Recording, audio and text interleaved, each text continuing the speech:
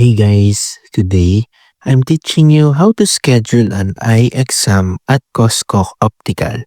Quick, easy, and perfect for 2025. First, open your browser and go to the Costco Optical website. Click Find a Warehouse at the top and search for your nearest location. Once you find your local Costco, click on it and look for the optical department section.